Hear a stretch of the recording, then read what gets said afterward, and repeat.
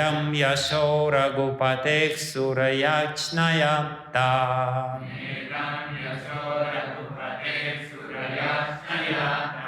Līlā-tanor adhika-sāmya-vimukta-dhāmnaḥ.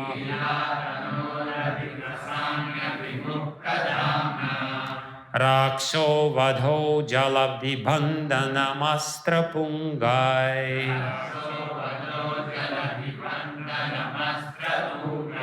Kim tasya śatru-hanane kapayaḥ sahāyāḥ.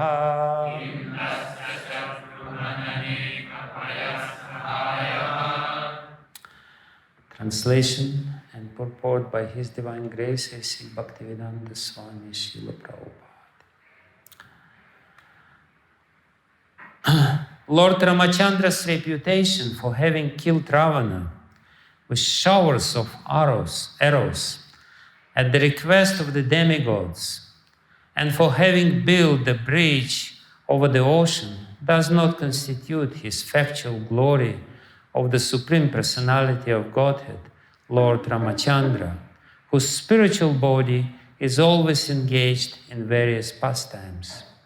Lord Ramacandra has no equal or superior, and therefore he had no need to take help from the monkeys to gain victory over Rāvaṇa. Jagannath Baladev Subhadra Maya ki jai, Shri Simadeva ki jai, Shri Gornita ki jai. Purport.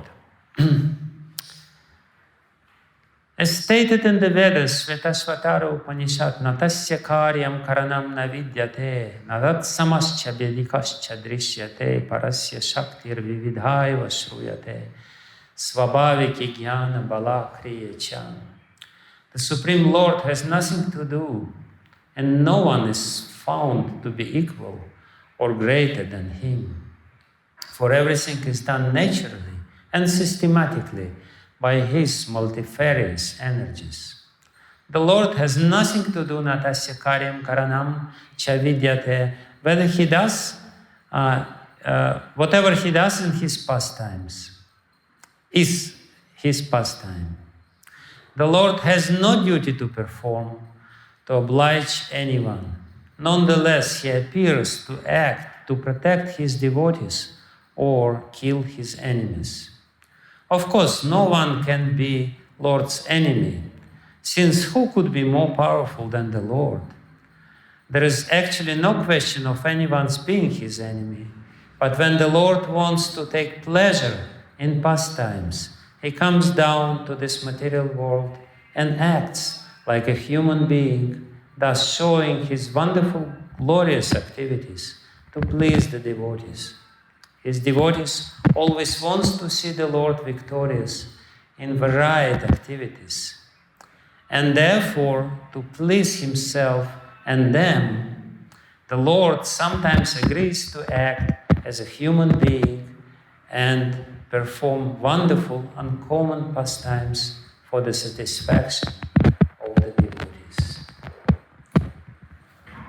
Nedaṁ yaśo raghupateḥ sura-yācñayātta līlā-tanor adhika-sāmya-vimukta-dhāmnaḥ rakṣo-vadho jaladhi-bandhanam astra-pūgaiḥ kim tasya śatru-hanane kapayaḥ sahāyāḥ.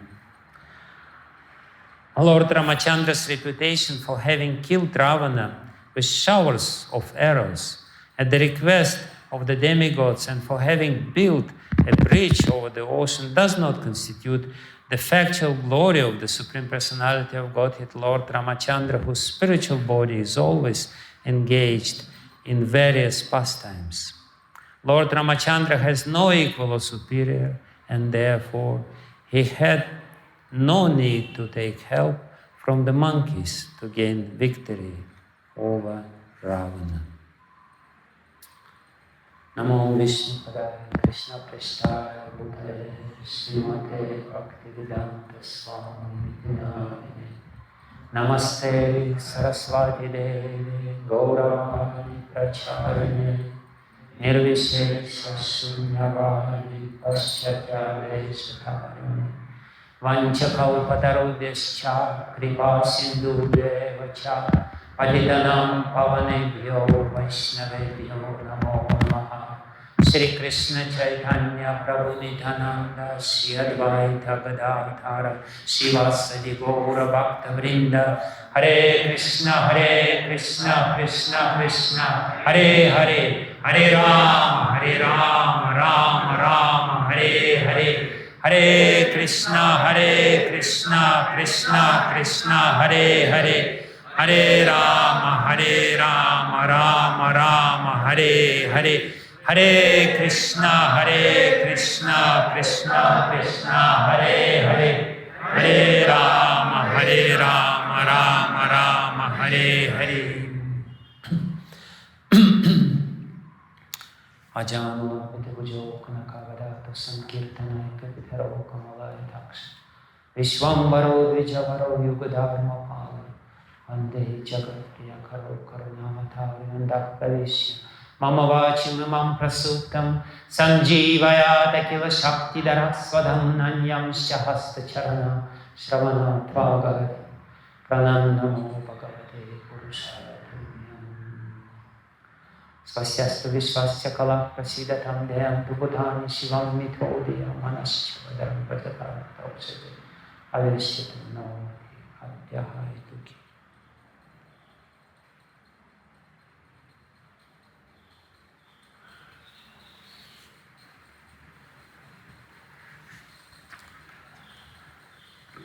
Hare Krishna. So this beautiful verse from the 11th chapter of the 9th canto of Srimad Bhagavatam is more or less a conclusion of Srila Shukadeva Goswami's narration. Very short and not very detailed narration of the pastimes of Lord Ramacandra. Shukadeva Goswami was actually in a hurry. He was doubting whether the Takshaka will come before the end of Srimad Bhagavatam. So many days already passed, and now he came to the subject matter of Ramayana, which itself could occupy 7 days. So, coming to this subject matter, and knowing that ahead of him is the main subject matter of his narration, Lord Krishna, and pastimes of Lord Krishna, he kind of hurriedly said to Maharaja Parikshit, "Oh, you have heard Ramayana so many times. Again and again and again you heard the stories of Lord Ramacandra and Sita Devi and Lakshmana and Hanuman in your palace. All different rishis would come and they will again and again tell this to you. So there is no need for me to tell this again. And I repeat this, you have heard this pastime so many times. Maybe not from the rishis, but from Ramayana serial.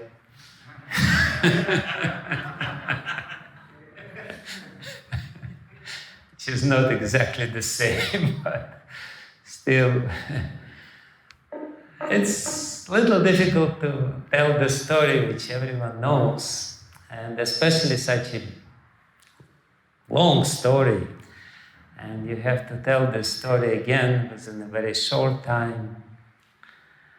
So, what I will do, I will stress upon the point which Shukadeva Goswami makes in this particular verse, where he wants to impress upon us what is the real glory of Lord Ramacandra. What really constitutes his glory, because while reading the pastimes of Lord Ramacandra, or contemplating about pastimes of Lord Ramacandra, we can read these narrations from different angles. And according to our angle of vision, we will see certain pastimes, and definitely all these different angles of vision, they are legitimate. We can read Ramayana, by looking at Lord Ramacandra as the Supreme Lord who is manifesting his glories and his might. We can read Ramayana from different points of view. So here, Shukadeva Goswami gives us the hint how we should read Ramayana and how we should read Krishna Charita, which is being described in the 10th canto of Srimad Bhagavatam.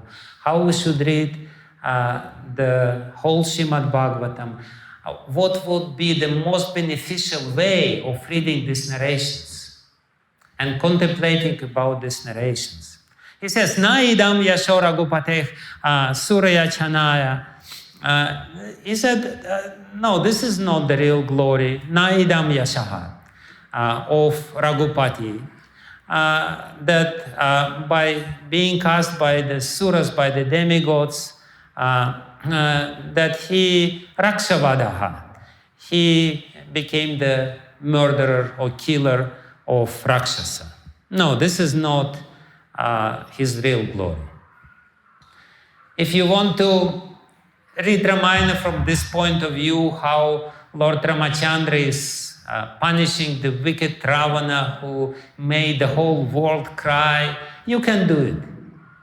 But here Shukadeva Goswami says, no, nedaṁ yaśo. This is not his glory. This is not the proper angle from which we should try to understand or really understand the essence, what Ramayana wants to tell us, what Lord Ramacandra wants to tell us when he comes here. He says, no, this is not his real glory. Jaladhi-bandhanam, astra-pūgaiḥ, he said, it's not his real glory that he arrested jaladhi-bandhanam, arrested the ocean and made the ocean surrender to him and made the whole bridge over the ocean. It's such a, superhuman feat to create the bridge over ocean. Still, the remains of this bridge is there, and still there are floating rocks which constituted this ocean. And this is amazing, and you can again try to understand the glory of Lord Ramacandra by this amazing achievement. But Shukadeva Goswami said, no. Kim tasya śatru-hanane kapayaḥ sahāyāḥ. What to speak about, some monkeys helping him to win over this war? Is it his real glory that he, gathered the band of monkeys, and these monkeys made some mischief in Lanka because they wanted to take some bananas from the garden? No, this is not his real glory. So what is his real glory? If you superficially read this verse, then you will read that his real glory, adhika-sāmya-vimukta-dhāmnaḥ, that nobody is equal to him. And nobody is adhika, nobody is greater than him. Adhika-sāmya-vimukta-dhāmnaḥ, his dhamna, his power, his energy, his influence is so great that nobody is equal to him. This is his real glory? No. No, this is not his real glory. This is not what Shukadeva Goswami wants to tell us in this verse. He says, what is his real glory? That despite that nobody is equal to him and nobody is greater to him, what he does, līlā-tanor. He accepts the body which is constitute of his līlā. He takes the body which is suitable to his līlā. And in which manner he takes this body which is suitable to his līlā? Atta. Atta means perfectly accepts. completely accepts. Not just partially accepts, not like an actor on the stage. Actor on the stage, he kind of transforms into somebody else and he's acting and shows, but at the same time he thinks what my wife is cooking for me for the dinner. No, it's not like Lord Ramacandra. When Lord Ramacandra accepted this body, he didn't accept it partially. He was completely immersed into this rasa of his pastime. And because of this immersion of Lord Ramacandra into his pastimes, we still read about these pastimes and we becoming immersed into these pastimes as well. So Srila Prabhupada explains this in the purport that his real glory is that because of the compassion and love to his devotees, he accepts this body which is suitable to his pastimes, and he conducts his glorious activities to please himself and to please devotees. He is himself taking pleasure in this. Srila Prabhupada says this, to please himself and them. He sometimes agrees to act as a human being and performs wonderful and common pastimes for the satisfaction of his devotees. So that's the real angle of vision. When we read Ramayana, we have to understand how Lord Ramacandra himself is experiencing his pastimes, what he experiencing this. And by reading this or hearing these pastimes from this angle of vision, we will be able to experience the same emotions. The reflection of his emotions, his rasa, come to us. And while experiencing the same emotions, we will be able to conquer over the bondage of karma. That's the only way to conquer over the bondage of karma, just by reading or hearing the pastimes of Lord Ramacandra. Līlā-tanor vitanoti jayatta jasram. In Brahma Samhita it is said that the Lord comes here to conquer over our hearts. Jayatya jasram, līlā-tanor. He conducts his pastimes in such a way that to conquer over our hearts back to him, and when we contemplate on these pastimes, when we remember about these pastimes, then the knots of our karma will become loosened, and ultimately we will become free from this bondage of karma. Srila Sukadeva Goswami will say this in a couple verses after that. He will say very beautiful and very important verse. The verse number 23. Purusho Ramacharitam Shravanaihi Upadharayan Andri Shamsya Paro Rajan Karma Bandhair Vimuchyate.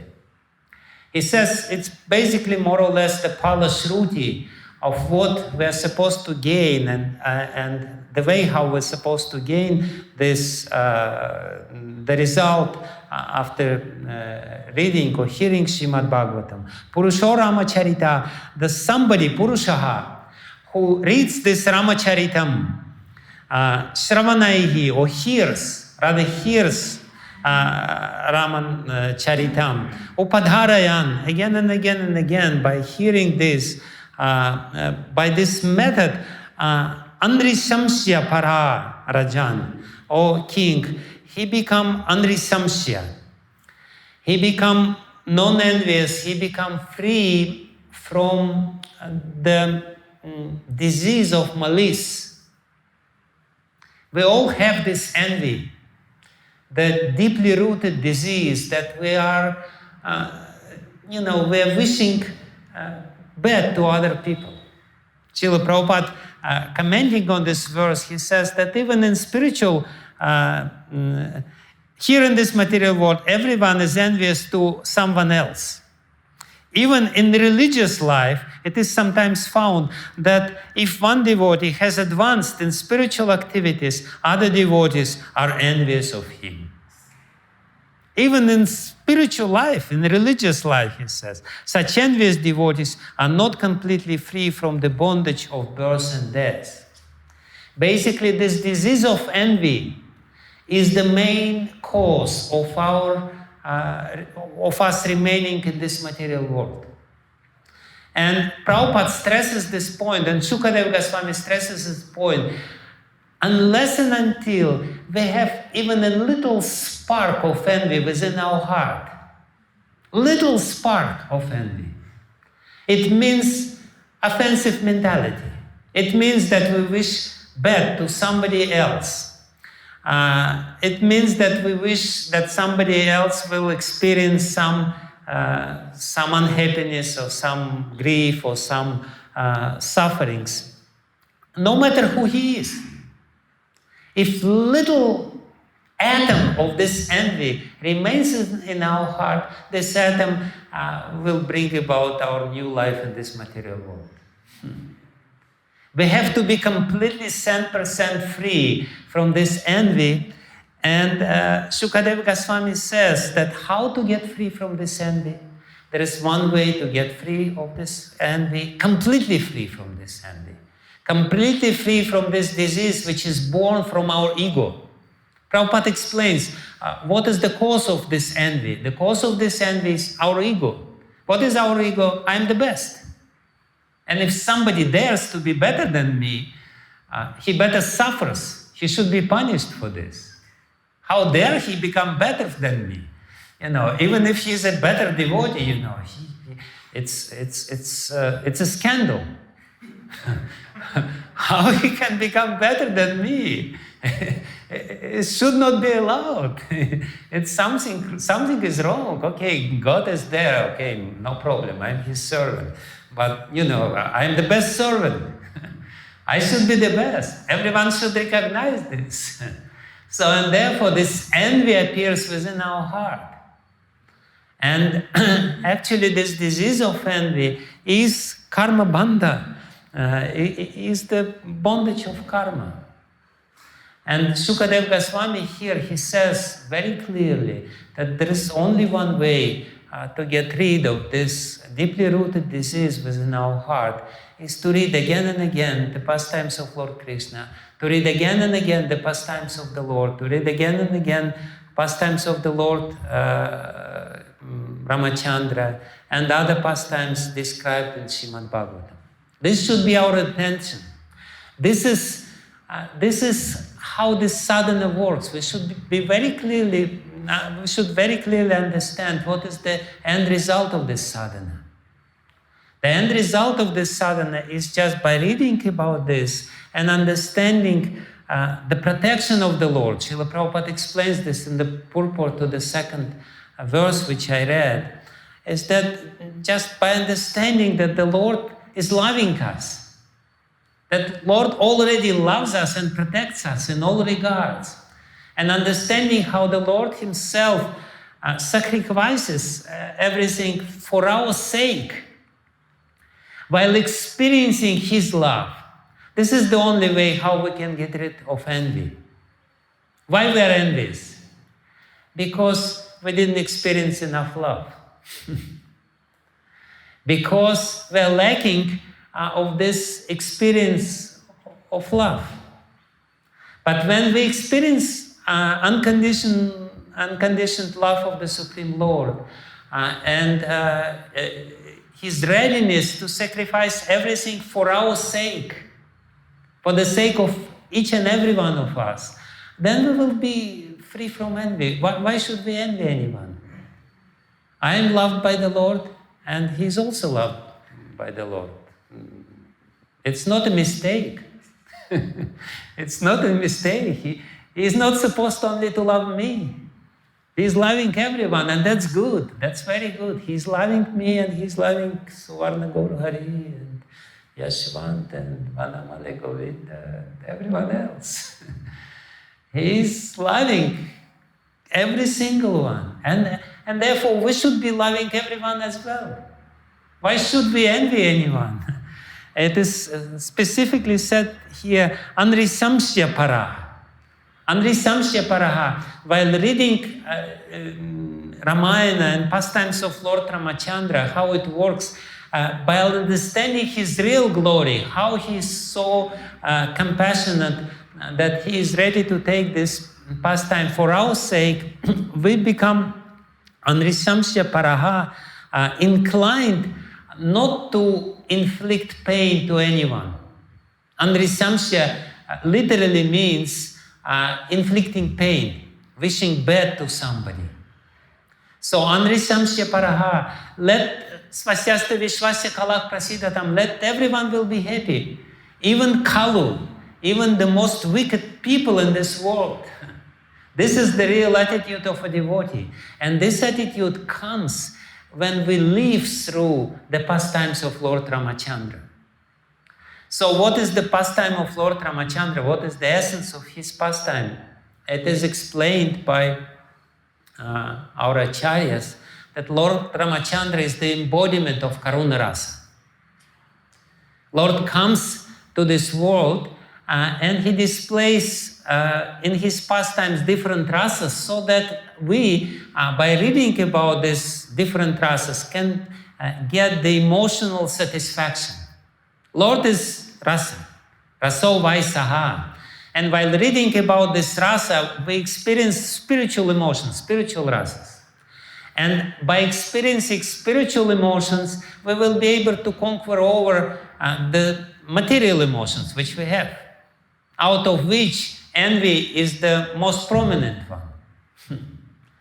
So there is only one way to conquer over material emotions, which is the bondage. The real bondage of this world is the emotions. We are attached to emotions. We are emotional beings. We are not rational. We may pretend being rational, but ultimately our intelligence is guided by the powerful force of our emotions. Everything which we do is actually guided by emotions. Rational is just a little bit, little rational. On the surface, we're rational. If we scratch a little bit, we will understand. I'm just emotional. Somebody says something to us. And we can preach to ourselves that, he is a part and parcel of God, he is good, he is just fool number one, but ultimately within his heart he is good, but it doesn't work. We're hurt, emotion is there. We can preach, he's bad. How you can say that he's good, he's against me. So we're emotional. How to conquer our emotions? We should read all these books and pastimes in such a way that we will be able also to experience the same emotions. So every incarnation of God comes with a particular rasa. The message which every incarnation brings about is to invoke this rasa within ourselves. And by experiencing this rasa, we will be able to understand how nice it is in the spiritual world. Spiritual world is not a boring place. It's not a, Brahman, finally I'm here, relieved from all these burdens. No, it's the place which is full of emotions. And Krishna, that's the main message of Srimad Bhagavatam, he's a Akila Rasamrita Murti. He himself embodies all the emotions. Every other incarnation brings about or, invokes only one emotion. But Krishna invokes all emotions. It's, how you say this? All in one. You don't have to go to too many places. It's just supermarket of emotions. You don't have to go to this shop or to that shop. You just go to supermarket, you buy everything you need. So in one place, that's Krishna. He is Akila Rasamrita Murti. He is the embodiment of all the rasas. Every other incarnation is the manifestation of an emotion, certain emotion. Like, for example, Nrisimhadev, he is an incarnation of which emotion? Huh? No. He is the incarnation of Vatsalya rasa. When you read the 7th canto of Srimad Bhagavatam, you should read the 7th canto of Srimad Bhagavatam from this point of view. When he puts Prahlad Maharaj and he starts licking his head by his tongue, lion-like tongue, he licked this little Prahlad Maharaj, and he was begging forgiveness. My dear son, you suffered so much. Dear Prahlad Maharaj didn't have fatherly love from Hiranyakashipu, but he got motherly love from Nrisimhadev. Nrisimhadev was this manifestation of motherly love, and he was treating himself as his child. And at that moment, all the childhood traumas of Prahlad Maharaj were healed by the excess of Vatsalya Rasa which he experienced. That's the real manifestation of this. And then Raudra Rasa is it's Parashuram. Parashuram was so angry he couldn't stop. He was killing all the kshatriyas again and again and again, 21 times or 22. He probably himself lost the count how many times he killed them. So that was Raudra Rasa. He's the manifestation of Raudra Rasa. And Varahadev, he is the manifestation of Bhayankara Rasa. When he entered the ocean started trembling. That's the manifestation of this rasa. And Lord Balaram, he is the manifestation of Hasya Rasa.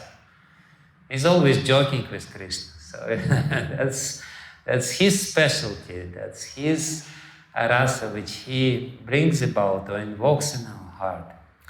But Lord Ramacandra is the manifestation of Karuna Rasa. Is the manifestation of compassion, of pathos, of karuna. Is the manifestation of this grief. Actually, in the spiritual world, any emotion becomes purifying. In the material world, grief is not very commendable or good emotion. Lord Krishna chastises Arjuna in the beginning of Bhagavad Gita. He says, you're fool. Why are you fool? Because you're grieving. You have this shoka. Shoka is not something which you should experience. You're Brahmana. If you experience shoka, it means you're Shudra. If you ever experience grief, it means you're Shudra. Welcome. Congratulations.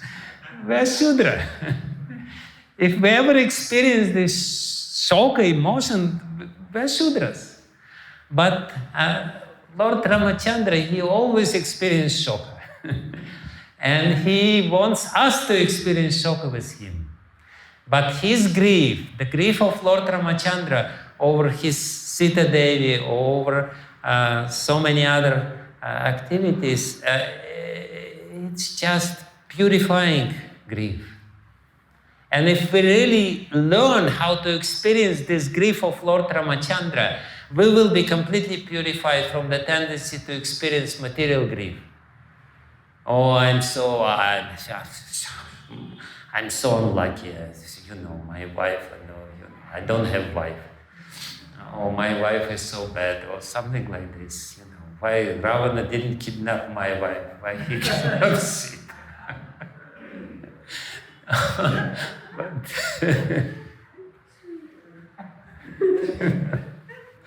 Because you're not Lord Ramacandra, that's the answer to this question.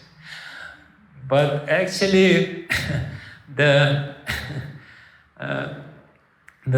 grief of Lord Ramacandra is purifying. Actually, this is the beginning of Ramayana.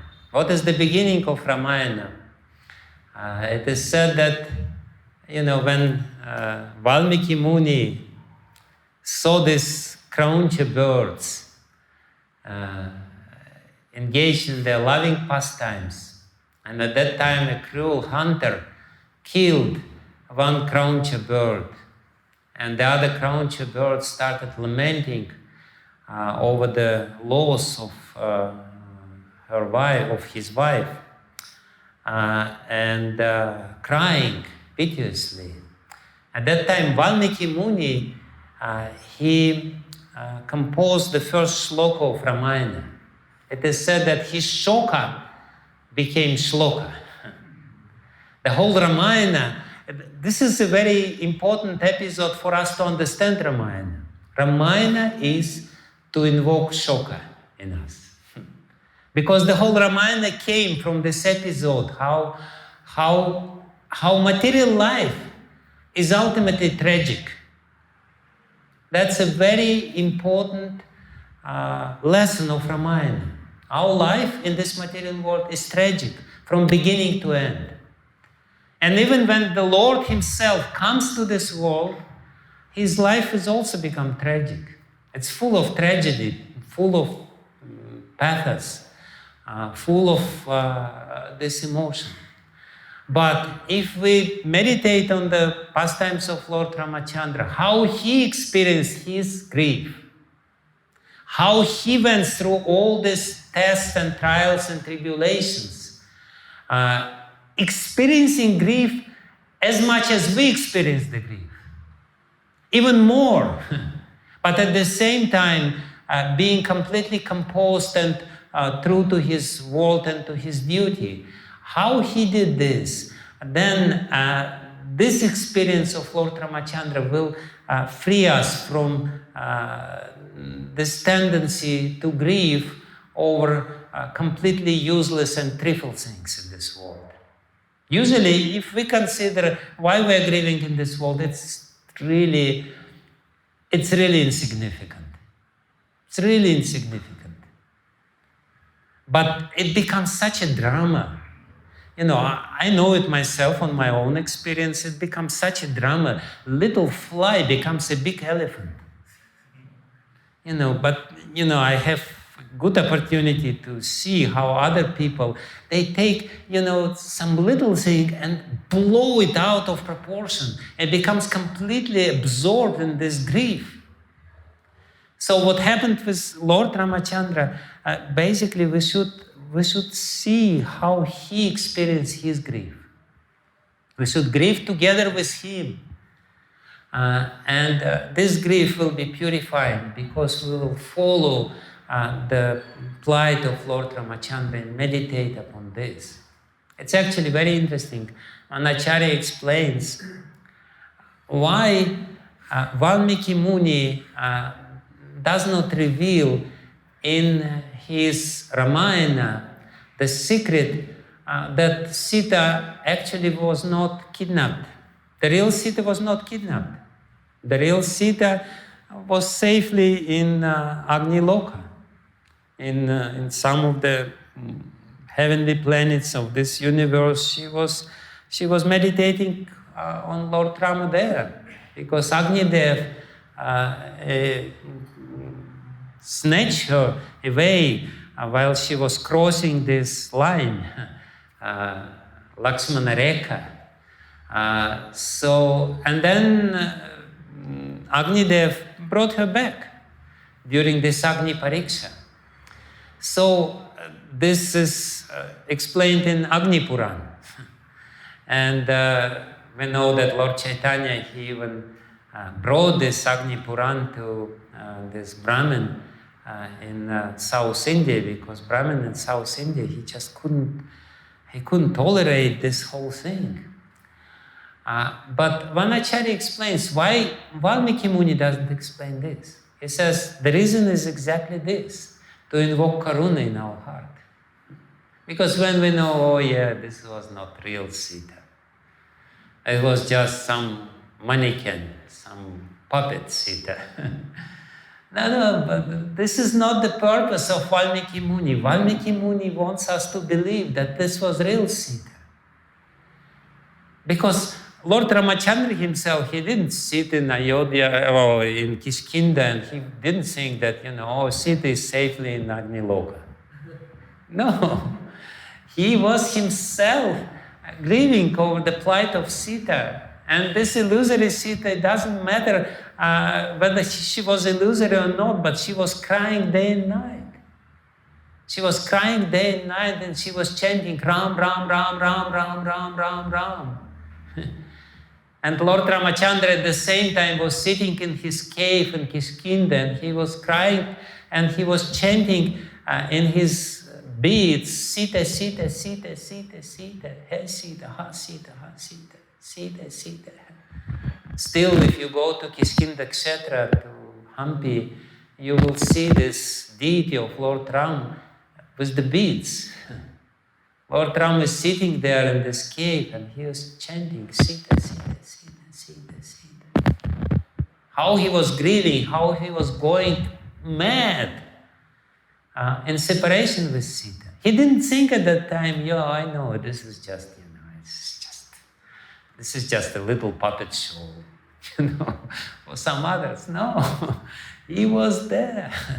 He was experiencing this grief. And we should really follow Valmiki Ramayana. Therefore it is said that we should not follow Agni Purana Ramayana.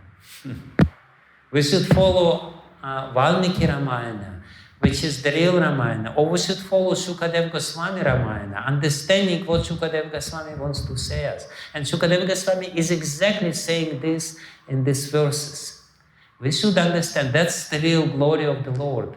Because of his compassion, he performs his pastimes perfectly. And by performing his pastimes, līlā-tanor, bhuvanani, jayata, jasram. What is this? Smritam. Smaratamupetya. Okay. Forget this verse anyway. So, Svabhaktanam vinodartham, it is said in Padma Purana that why Krishna comes to this world. He didn't come to kill Ravana. He could send coronavirus to kill Ravana. Or some other virus. If coronavirus wouldn't work, he could send somebody else to kill Ravana. He doesn't need to come to kill Ravana. He doesn't need to perform this for the... He's doing it incidentally. He comes to experience Karuna Ras himself and give us the experience of the same Karuna Ras while we are meditating, while we are, while all these pastimes are reflecting within our consciousness, within our heart. This is what we should do. This is what we're supposed to do. Therefore, I wanted to tell just one episode of Ramayana. Little episode, which is one of the most dramatic episodes of Ramayana. That was introduction to the whole lecture. But just little episode, of course, the whole Ramayana is full of this emotion. But I'll try to tell this episode of how Ram was banished into the exile. And how he was behaving, how Sita was behaving at that time, how Lakshmana was behaving at that time, how Kaikeyi was behaving at that time, how Dasharatha was behaving at that time. So we all, of course, know this episode, but the real purpose of this episode is to invoke Karuna Ras. What is Karuna Ras? The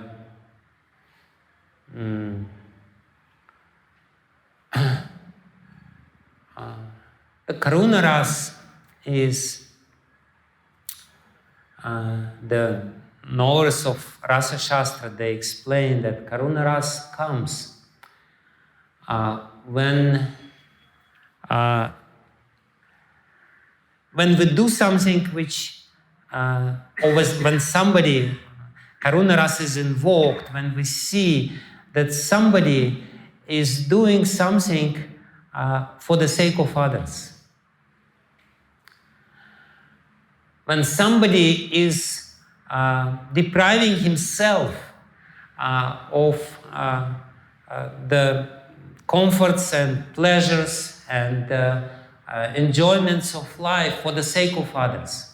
At that time, when we see this, when we see what he experienced this, what he feels at that time, how he, despite of having the opportunity to enjoy this life, he still nevertheless sacrifices himself. Then the Karuna Rasa invokes, is being invoked in our heart, how people are doing this for others. And that's a very important lesson, because again, why Sukadeva Goswami says that by hearing Ramayana again and again and again, we will be free from this envy, from this desire to inflict pain to others, because we will develop the same spirit of self-sacrifice, doing something, not allowing others to experience even slight pain at the expense of ourselves. We're doing this. If we learn how to do this, then the disease of envy will be finished. We will be completely free from this envy, because we will experience this much higher emotions. So we all know this story, and I will try to explain it again. We all know the story, that the story actually it started when Dasharatha started seeing bad omens. Everywhere, whenever he would see, and all the people in Vedic culture, they knew the signs of omens. It's called Nimitta Shastra. They knew, his left eye was tweaking, and he always heard the cries of crows, and the jackals were, sometimes were doing their kirtan in a very piteous way. And, and sometimes he would see the donkey, and the bad dreams would come to him. He would see himself sitting in a donkey, going to the south direction. And he looked in his chart. He knew the science of astrology, and he understood that very soon his death is coming. And he remembered at that time the curse of Shravan Kumar's father, who before dying cursed him, and he said that as much as I am dying in separation with my son, in your old age, you will also die in separation with your son. So he designed a plan. He knew that this curse will definitely happen. Nothing will avert this curse. So he thought that I will go myself into exile. I will go to forest. And then in the forest, I will die in separation with my son. This is how he wanted to fulfill this curse. And he said, that will be a very noble way. I will crown my son, Ram, and he will become happy. And with peaceful heart, I will leave the palace at night. Nobody will see me, and I will go to the forest and meditating on my son. In separation with him, I will leave this body because my time has come. So very hastily and quickly, he started doing some arrangements. And at that time, Bharata and Shatrughna were away from Ayodhya. And that was part of his plan. Actually, he remembered that he promised to the father of Kaikeyi that her son will become the king. Actually, one of his, maybe not anarthas, but whatever. One of his qualities which he experienced again and again and again was that he was too quick to give promises. Many times in his life he experienced this. When Vishwamitra Muni came to his palace, he said, "Oh yeah, please ask me everything, whatever you like. I will fulfill all your desires." And then Vishwamitra Muni says, "Okay, give me Ram." He said, no, not Ram, not Ram. And then Vishwamitra Muni said, yeah, okay, I'm a beggar. I'm not in a position to demand. I will go back, and you remain here, famous of your ability to follow your word, to follow your promise. You may rule your kingdom, being very famous of being Satyavadi. This will be your glory. And of course, Dasharatha, he said, okay, let me reconsider. Anyway, so many times he very hastily promised that I fulfill any of your desires. And therefore, while he was contemplating on this, he was thinking on putting Ram on the throne of Ayodhya. He was thinking, what if Bharat will claim the throne instead? Because it was an open secret. Everyone knew that that was the promise of King Dasharatha to Ashwapati, the father of Kaikeyi, that I will make your son the prince. And he was thinking, of course, Bharat is such a loyal follower of Lord Ramacandra, but who knows what will happen within his heart? You never know. So it's better to be safe than sorry. Let him be away from Ayodhya, and we will make all these arrangements. So he had his doubts. That's one of the very important lessons of the whole Ramayana. Please listen very carefully. This is a very important lesson. Why do we have doubts? Sometimes we start doubting without a reason. Ramacandra, Dasharatha was doubting Bharata. Kaikeyi was doubting Ram. Mandhara, we will explain this a little later. And Lakshmana was doubting Bharata as well. Lakshmana was saying, let us kill Bharata. He's coming here with his army. He probably wants to finish you off while you are disarmed. Let's kill him beforehand. I will go and do it. Why? Because of this little spark of envy. Krishna himself explains this in Bhagavad Gita. He explains in the fourth chapter of Bhagavad Gita, he explains why we have doubts. He says that the doubtful soul does not have peace either in this world or in another world. He says, samshayatma vinashyati. Samshayatma. And then he explains, why do we have doubts? We have doubts because of some hidden desires within our heart. And this hidden desires within our heart makes us doubtful. So the same thing, little spark of impurity within our heart manifests as a doubt. So this little impurity manifested as a doubt in the mind of King Dasharatha. And ultimately that was a very bad mistake, which he did.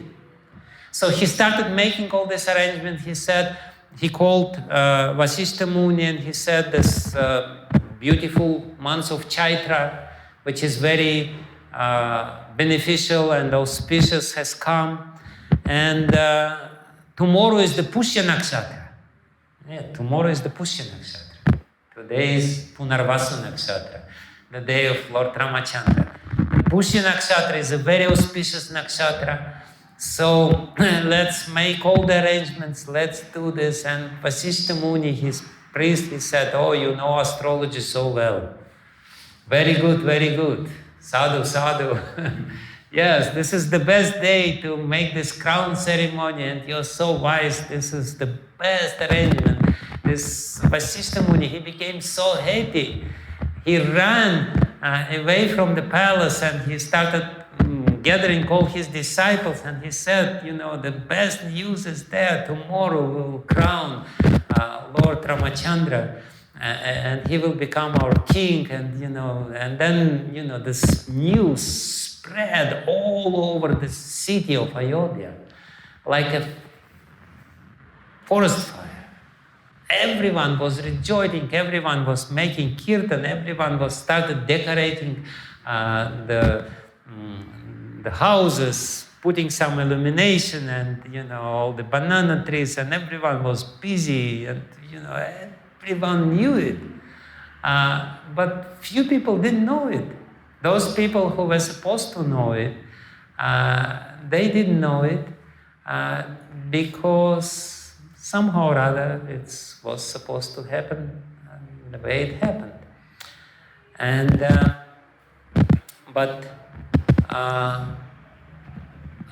so, just 1 second.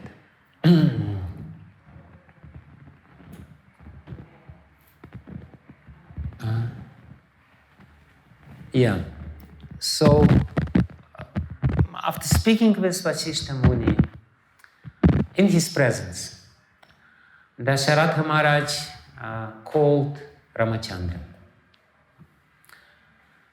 And Ramacandra came to him, he bowed down, he made his full dandavat, prostrated dandavat obeisances, and he said, "Oh my dear father, oh my dear king, please tell me what I can do for you."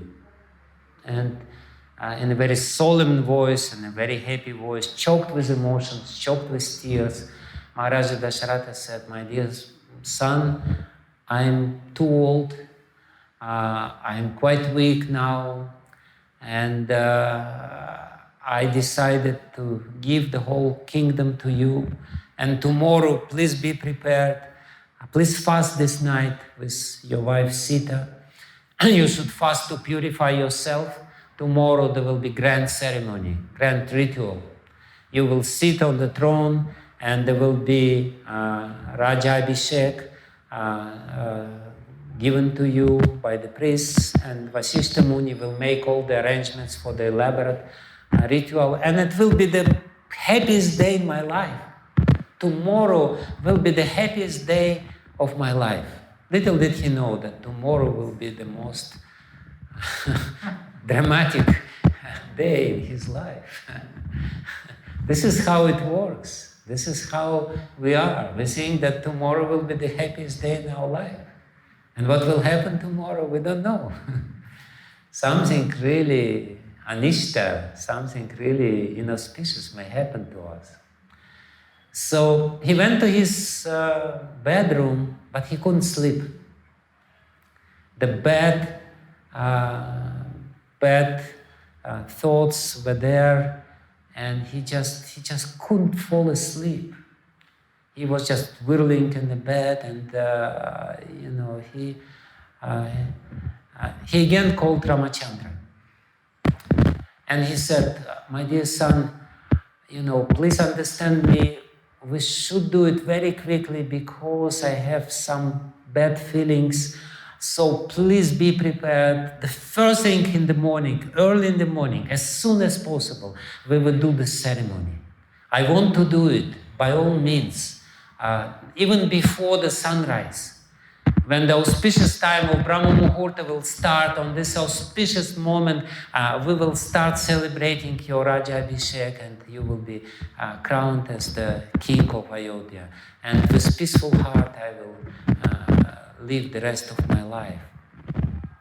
So he became a little pacified, because he thought, I made all the arrangements, everything will be proper, everything is there. Because that's the nature of the mind. The mind wants to control everything. So the mind only becomes peaceful when everything is under control. And when we feel that something which is beyond our control will happen to us, the mind becomes crazy. The mind just goes here and there and drills, how come? So he pacified himself by making all the arrangements. I did everything, and he was again and again and again thinking, what else can I do to make sure that this happened? This is how the mind works. And Lord Ramacandra, he came to Sita Devi and he said, "Oh, Sita, you know," he first came to Kaushalya and he said, "Oh, my dear mother, I have something to tell you, which will make you very happy." And the mother said, "What? Tell me, my son." And he said, "My father wants to crown me tomorrow." And she said, "Yeah, this is the best news I ever heard. Thank you, my dear son, my austerity." At that time, Kaushalya was sitting in front of the deity of Lord Narayana, and she was meditating. And when Lord Ramacandra came to this room, to the chamber, to the temple room in the palace of Kaushalya, he saw that the tears gliding from her eyes. She was so intensely praying to the Lord for the protection of her son. And when Lord Ramacandra came and announced this news, she embraced him and she started crying and she said, "All my prayers fulfilled now, all my desires of my life fulfilled, and all my austerities which I performed throughout my life is now giving the fruit. Thank you very much." And she became very happy. And then Lord Ramacandra came to Sita Devi and he said, "Sita Devi, tomorrow you will become the queen of Ayodhya. You will be sitting with me on the throne and people will worship you." And Sita Devi said, "My dear Lord, O Aryaputra, my dear husband, I'm worshipping you. I don't care whether somebody is worshipping me or not. I'm already happy, but if you will be happy to sit on this throne, I will be happily sitting next to you. I will be with you and we will, and I will help you in this capacity if you want me to do this." So he started fasting, and all the people in Ayodhya, they were decorating their houses and, doing all these arrangements. And as we know, Manthara, she saw these preparations. And she asked the nurse of Lord Ramacandra, "Oh, please tell me, what is the festivities going on? What is this bustle and all this commotion in the city? What kind of festival we're going to celebrate tomorrow?" And the nurse of Lord Ramacandra said, "You don't know? Oh, how lucky you are. You still don't know. So you will have this amazing news to hear now. You will be so happy to hear this news. Tomorrow, Lord Ramacandra will become our king. And he will be crowned." And Manthara, when she heard this, she had to force her lips to make some sort of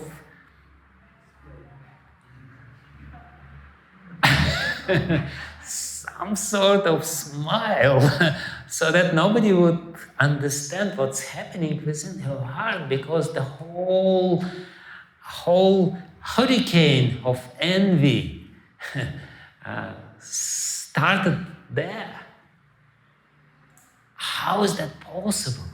And with this envy in her heart, she came to Kaikeyi, to her queen. And she saw Kaikeyi, she was very happy. Kaikeyi was sitting in front of her mirror and she was decorating herself. And Manthara started crying, "You foolish woman, what are you doing? You're just decorating yourself. Tomorrow will be the last day of your life. You don't know the news, you foolish woman."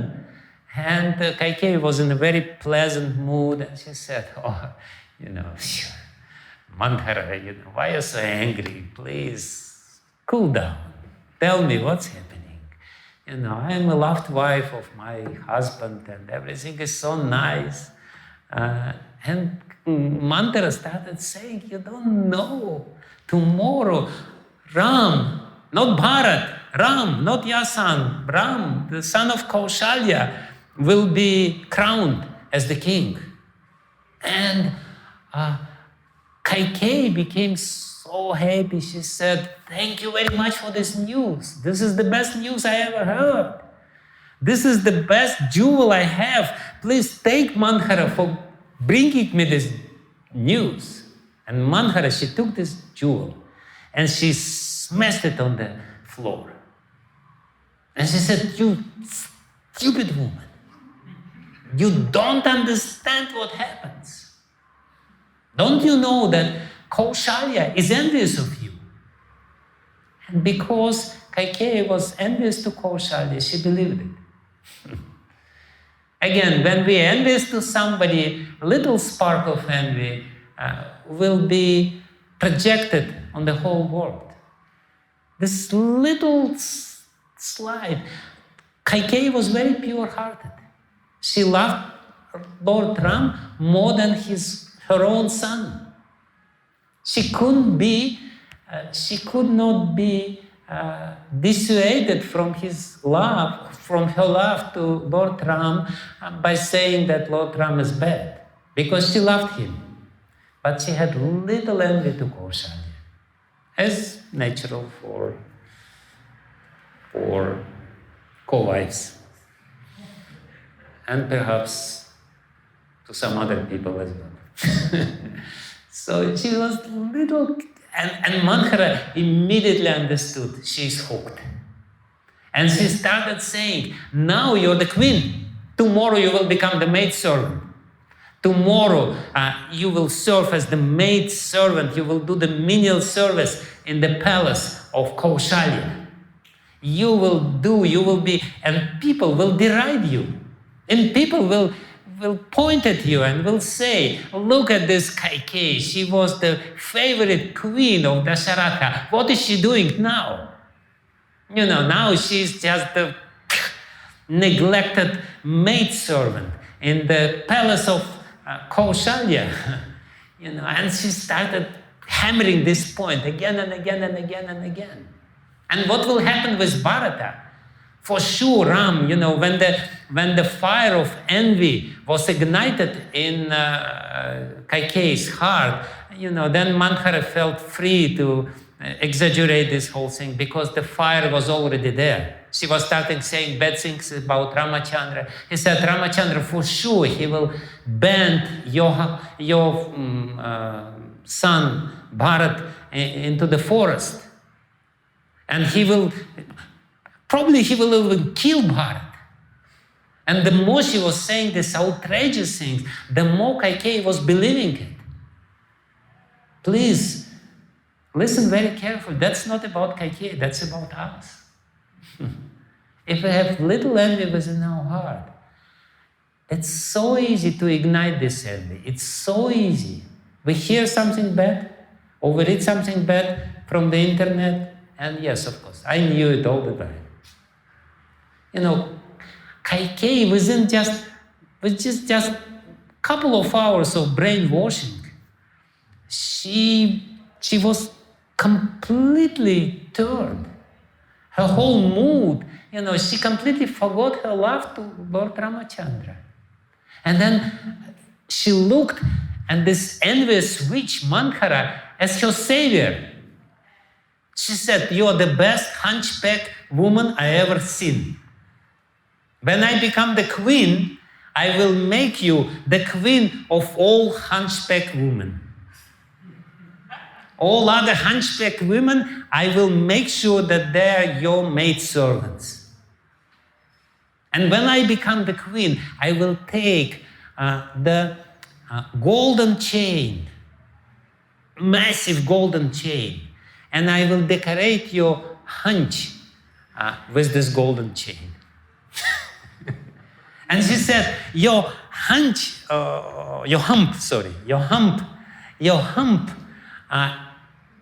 is the embodiment of all the political wisdom in the world. Now I know why you're humped. Because all the intrigues and all the politics are there. And this wisdom is there in your hump. This is how she glorified Manthara. This loving Kaikeyi, she glorified Manthara in an outrageous way. She became totally dependent on her. She said, "Please tell me what is the best way, how I should fulfill my desires." And now I'm completely convinced. Tell me, And Manthara said, oh, don't you remember? You are just a very silly woman. You already forget what you told me. Because long back, Kaikeyi confided to Manthara. She didn't tell it to anyone. That was the secret between the husband and wife. And the secret between the husband and wife is not supposed to be spread all over the place. The only one whom she confided was Manthara. Why? Because she was proud. Kaikeyi was proud. She wanted to say, oh, my husband loves me so much and I helped him. I saved him from this Sambara demon, Sambara Sura, and because of his gratitude, because I nurtured him so much and I healed his wounds, he promised to me that he will fulfill to my desires. And I told him, yeah, I don't need anything. I'm happy. I don't need anything now. But maybe sometime in the future I will need something, then I will ask. So Manthara said, you silly woman, you probably forget this. Now you have something to do. Now Dasharatha will be you. Now you go there. But please be determined. Go till the end. Dasharatha will promise to you that he will give you something, that he will give you the whole land. Don't listen to him. Don't believe him until he promises to you that he will do these two things, that he will put Bharata on the throne of Ayodhya, your son, and until he banishes Lord Ram for 14 years in the forest. And Manthara said, you think it's a coincidence that he wants to do this coronation ceremony tomorrow while your son is not here? Don't you see the plot of your husband behind this? He sent Bharata and Shatrugna away to you under some pretext, and now he, all of a sudden, hastily, without any preparations, he wants to do this coronation ceremony. Why is this? And Kaikeyi started thinking, yeah, she must be true. This is how it works. This is how envy works within our heart. This is what we should learn from this episode of this. And Manthara gave the whole scenario of play to Kaikeyi, what she should do. She should go to this Kopa Bhavan, to this anger chamber, and she should take off all the decorations, and she should put the plain sari, and she should not look in the face of her husband when the husband came. And, after speaking with Lord Ramacandra, Dasharatha came to Kaikeyi. Kaikeyi was his favorite wife. She was the youngest wife, she was the most pretty, and he loved her so much. So because he had this bad feeling, he thought he will forget about this feeling, bad feelings, while being with his wife. That his wife will dissipate all these thoughts which are there and these bad feelings. So he came, but he couldn't find his wife in the bedroom. He couldn't find his wife anywhere, and ultimately he came to this Kopa Bhavan, and he saw his wife lying on the floor. And he said, oh, my dear wife, Kaikeyi, my dear favorite wife, why are you lying on the floor? Somebody offended you. Somebody did something wrong to you. Please tell me. I will punish this offender immediately. And Kaikeyi said, no. She, in a very humble way, she said, no, to invoke the Karuna Ras in the heart of Dasharatha. No. Nobody offended me. It's just some grief is there within my heart. And only you will be able to dissipate this grief. And Dasharatha, she started crying. Please tell me what I can do to dissipate your grief. I am ready to do anything. I promise. She said, I'll tell you, but first promise to me that you will do whatever I desire. And Dasharatha said, of course, my dear wife. That's his habit. Of course I will do it. Whatever you desire. Don't hesitate for a moment. Please tell me, my dear wife, I will do everything. And she said, I am invoking the presence of sun and the moon. Let them be the witness. I am invoking the presence of the fire. All the 10 directions are the witness of your word. You said it yourself. You promised to fulfill all my desires. Her tone of voice became different. She was not invoking the pittiness anymore. She started speaking with a completely different voice. You cannot go back to your word.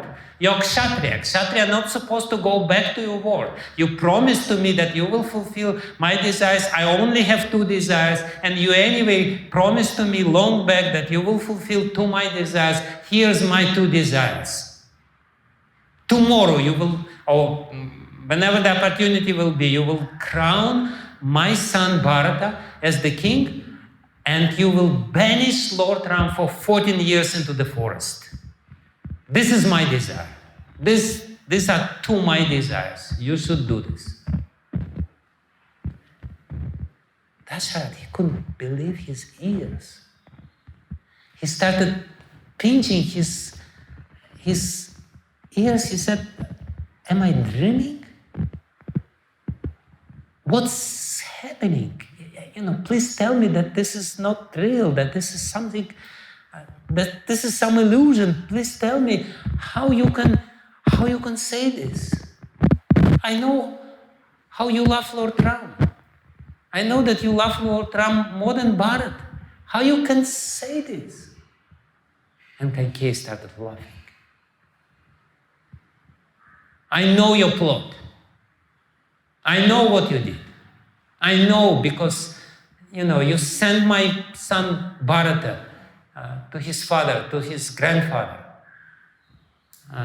You sent him away to my brother and to my father. So, you want to coronate tomorrow Lord Ram. So you should promise to me now that you will do this. And then Dasharatha, he fainted. And then when he came back to his senses, he again started pinching himself. He said, tell me that this was just a dream, just a mirage, that's something, which was not real. And she said, no, you heard everything properly. Tomorrow you will have to banish Lord Ram to the forest. Tomorrow. Dasharatha started crying. He said, okay, I agree to coronate your son.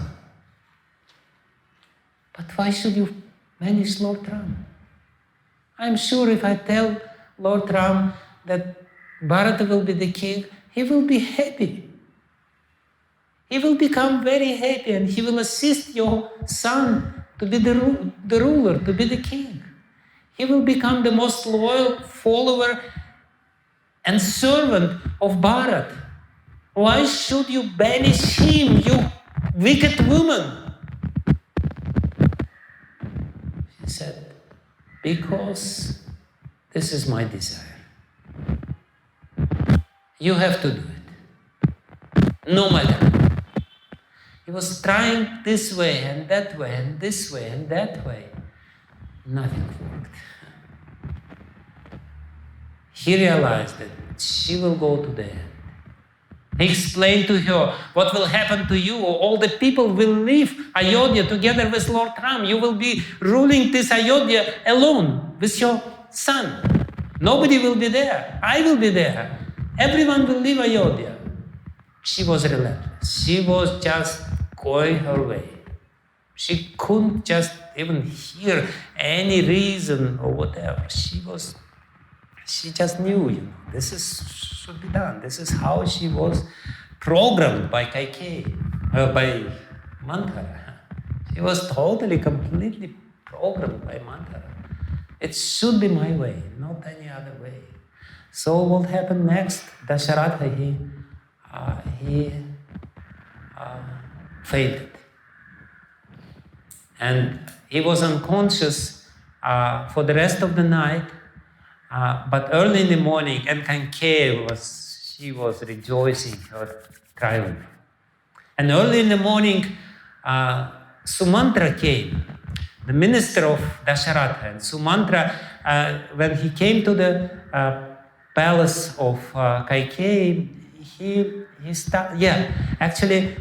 Dasharatha was lying in a semi-conscious state, half conscious, half asleep, or whatever.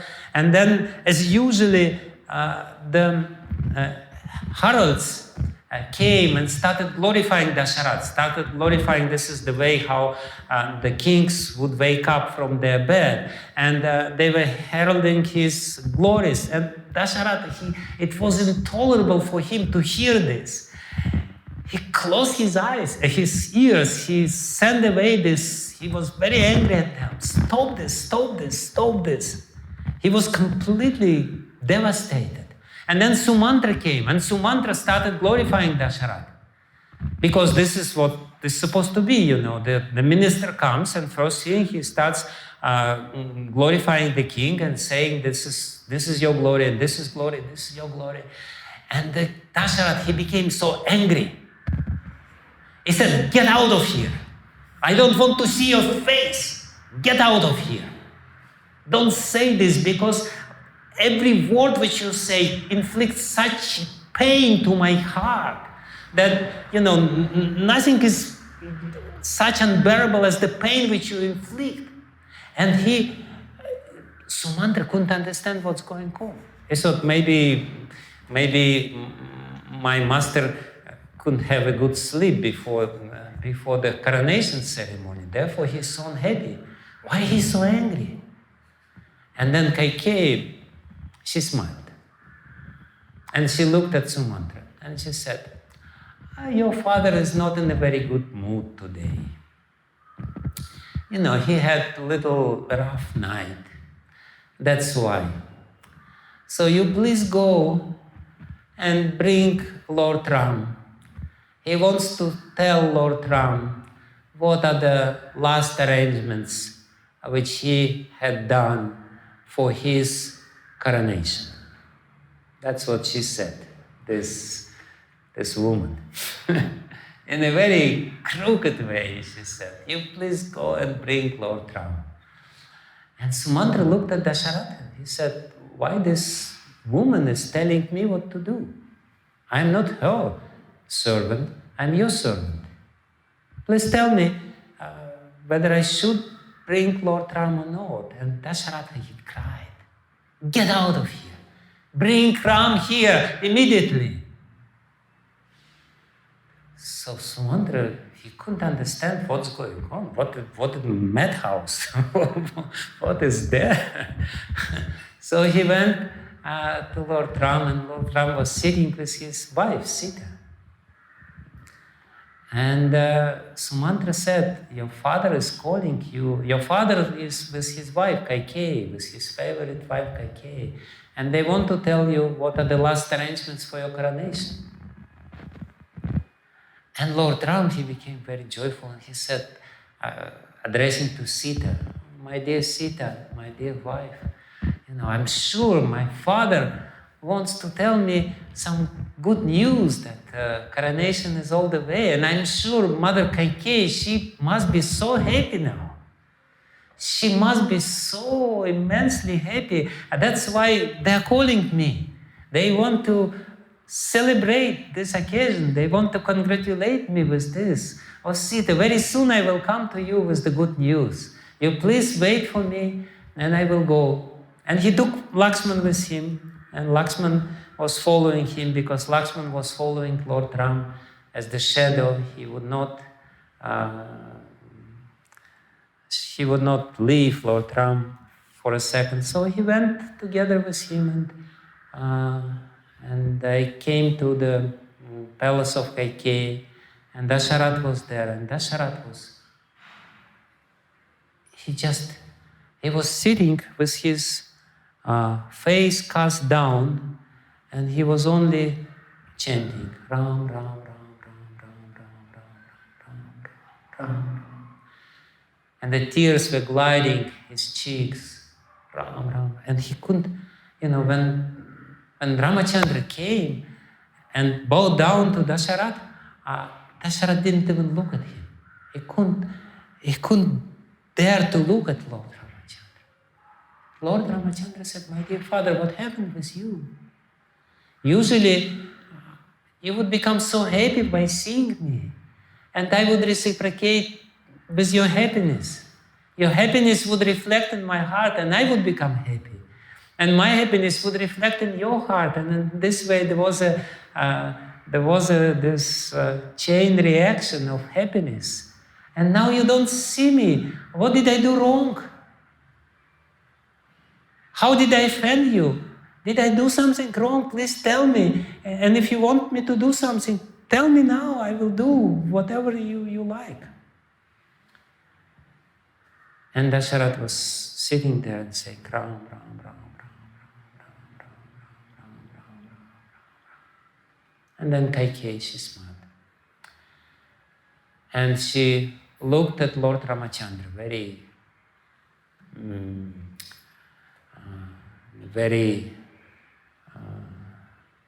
how you say this, obnoxious way. She looked at Ramacandra and she said, your father is a little sick today, but he will become better in a few days. He wants me to say something to you which he cannot say because of his sickness. Today, you should go to forest for 14 years and stay in exile for 14 years, and my son, Bharat, will become the king of Ayodhya. Lord Ramacandra, he didn't, even one muscle didn't, his face didn't change at all. He smiled, he said, my mother, thank you. If this is the desire of my father, I will do it.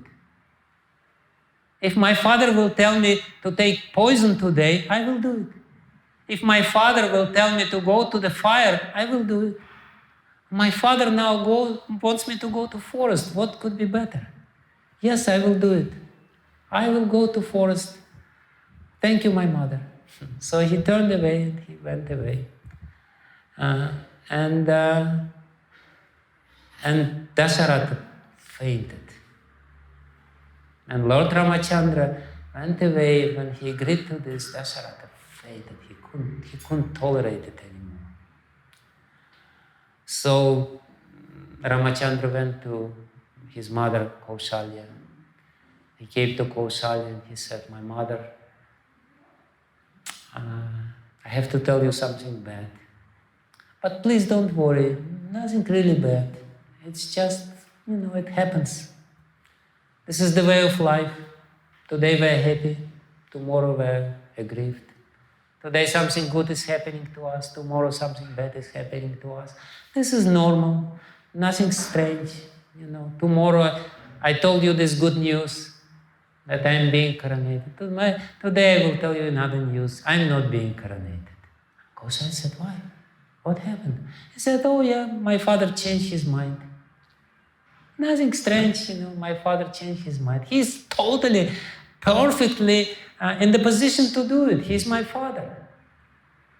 And then he said, there is some other news which I have to tell you. She said, what? He said, I'm leaving today to the forest for 14 years. Kaushalya was broken. She just fell down on the floor and started rolling and crying and saying, my son, what happened, what happened?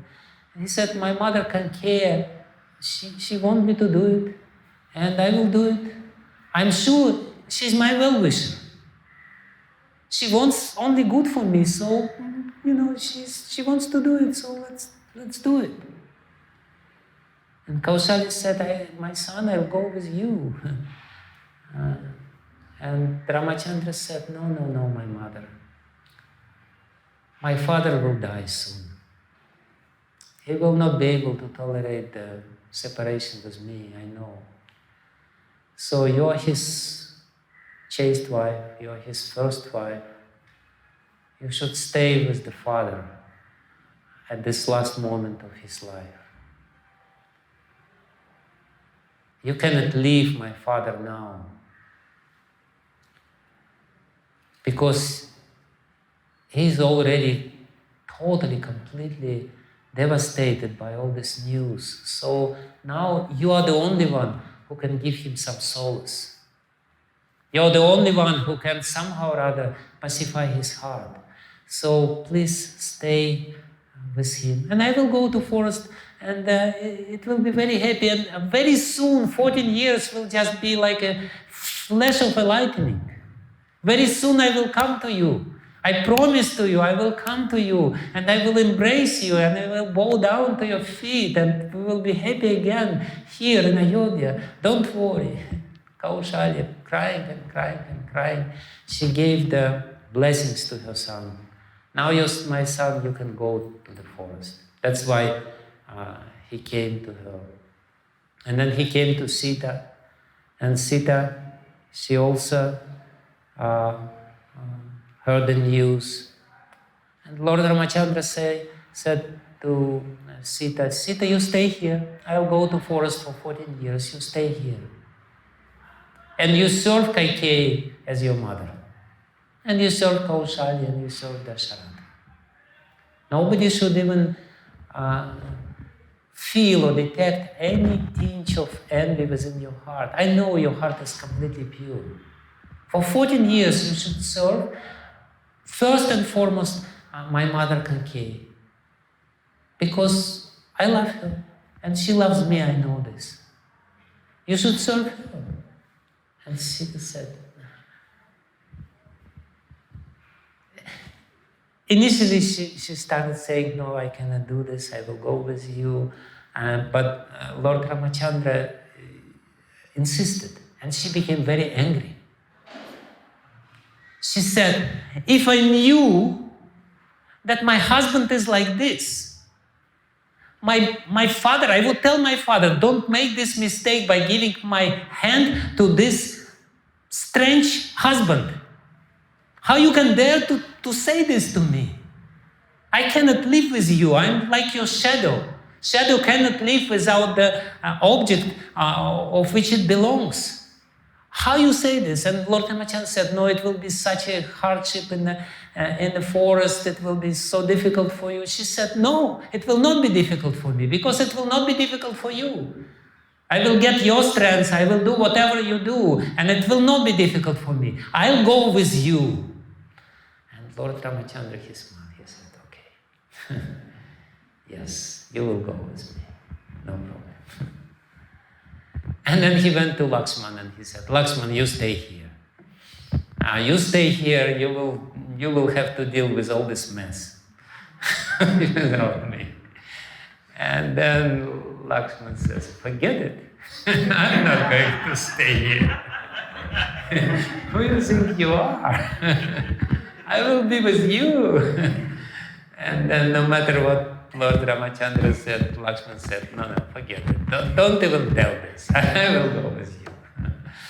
So, and then Ramacandra said to go to your mother, Sumitra, and to get your blessings, because without her blessings, I will not allow you to go to the forest. So he went, he got the blessings of her mother. And then Kaikeyi called Sumitra, Sumantra, the father of Sumitra, the minister. And this Sumantra, he was so angry. He was so angry at Kaikeyi. He couldn't just look at her face. In the meantime, Vasishtha Muni came, and he also heard the news, and they were all cursing her. And this Sumantra said, what do you want? And she was looking at the husband, Dasharatha, who came to his senses. And she said, he cannot speak now. But he wants now to give his blessings to Lord Ram to go to the forest and to make all the arrangements. So called Lord Ram again here. And Sumantra, and he wants to do it in front of all his 3 queens. So call Sumitra and call Kaushalya as well. They all should be present at this moment. Now, this is the auspicious moment when Lord Ramacandra is going to the forest. So Lord Ramacandra came, and she was there, and Sumitra came, and Kaushalya came, and Kaikeyi was sitting, and she was smiling. She was happy. That's, all her desires are fulfilled. And she said, now you have to go to the forest now. Now, this very moment. And you should change your clothes, and you should live in the forest like an ascetic. You should live in the forest like the rishi in the forest by wearing very clothes. You should, now in front of everyone, you should take off all your decorations, take off all your royal clothes, and you should put the clothes of ascetics. And when she said this, Dasharatha Maharaj, he exploded. He said, "You wicked woman! I told you, I promised to you that I will ban Ram to the forest." Yeah, he goes to the forest, but he goes to the forest in his royal attire. He will go to the forest with his army. I will send Akshohinis of armies together with him. He will go to the forest. Yes, he will go to the forest. I will go to the forest. His all servants will go to the forest. The whole Ayodhya will go to the forest. All the merchants will go to the forest. All the brahmanas will go to the forest with him. And he will be the king there. And he will rule in the forest. And you will sit alone here. And I will see what you will do. He was really angry at her. And then Lord Ram, he smiled. And he said, my dear father, it's not good. And yeah, Kaikeyi, she became afraid. She thought, what if it will happen? She said, my son Bharat will come and nothing is there. How he will rule? There's no army, there is no servants, nobody is there. She became really afraid. And then she said something really outrageous. She said, no. She started quoting Shastra. She started quoting the history of the dynasty. She said, one of your forefathers, Maharaja Sagara, he had a son. His name was Asamanjasa. So his father, Sagara Maharaj, sent his son to the forest. Asamanjasa went to the forest. And his father told Asamanjasa that you should take off all your royal attire, you should take off all the decorations on your body, and you should wear the simple clothes of an ascetic. So this is the example, this is the praman. You should follow your forefathers. You cannot do something. When she said this, one of the other ministers which were there, everyone became outraged. Everyone became completely dumb because they couldn't say this, because this Asamanjasa was such a cruel person. He would drown his playmates in the river. He was too much. Everyone hated him. And ultimately all the citizens came to Maharaja Sagara and he said, you do something with this son. You burn him to the forest, and his father, being angry with his son, sent him to the forest. So this minister of King Dasharatha, he started yelling at Kaikeyi, You stupid woman, how you can compare Lord Ram with a Samanjasa? How you can say this, that he should be banned to the forest, is the same way as a Samanjasa was sent? Who you think you are? How offensive you are? This is how mad one can become due to offenses. One offense breeds offenses. You do one offense and then, you get used to it. And you become more and more offensive. This offensive mentality she was completely overwhelmed with this. She gave this and, everyone was hating her. And Lord Ram, he said, no. She's right. I will go to the forest. How I can be in the forest with all these servants? It will be mockery. Everyone will mock at him. He went to the forest and he took all the servants with him. You also tell me that I should take my bed to the forest and mosquito net.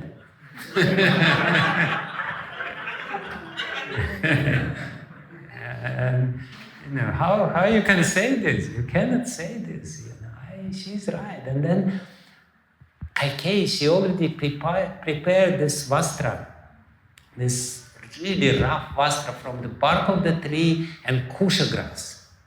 It's really hard, really irritating clothes. So she already had this prepared.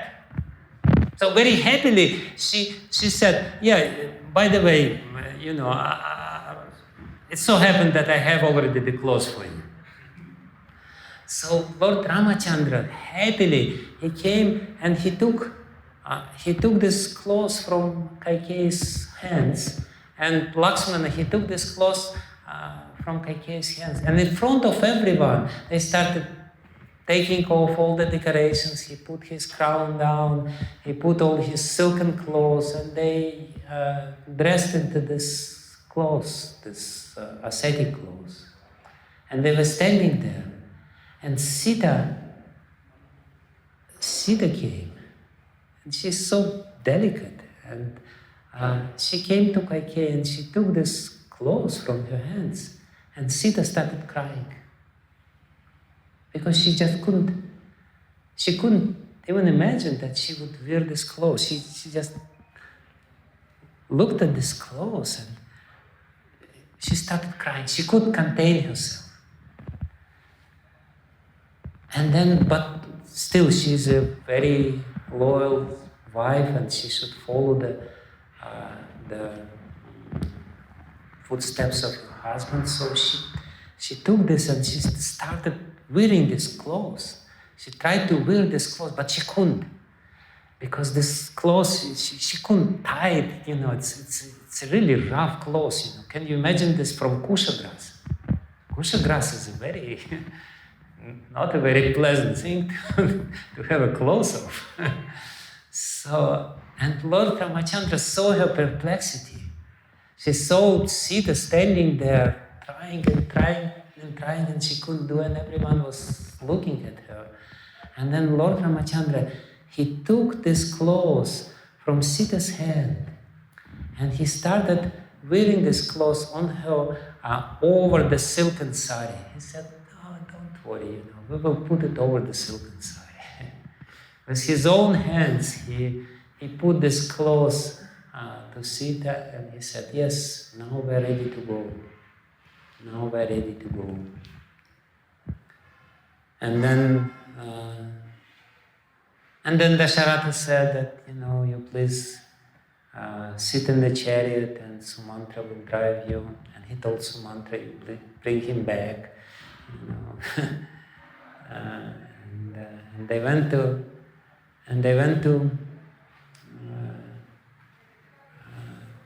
in this chariot, and all the people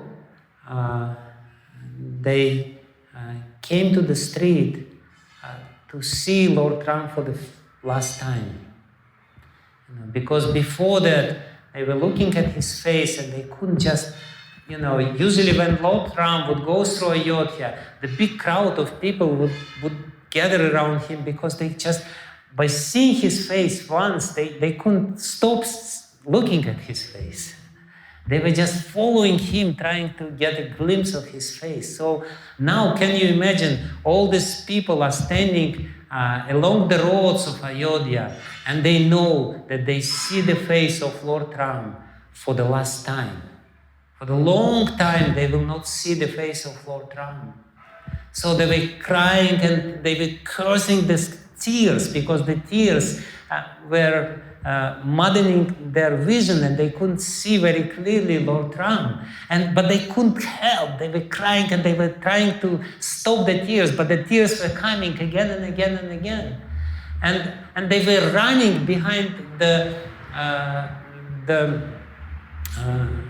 chariot, and they were calling, Sumantra, Sumantra, please drive slow. Don't drive so fast.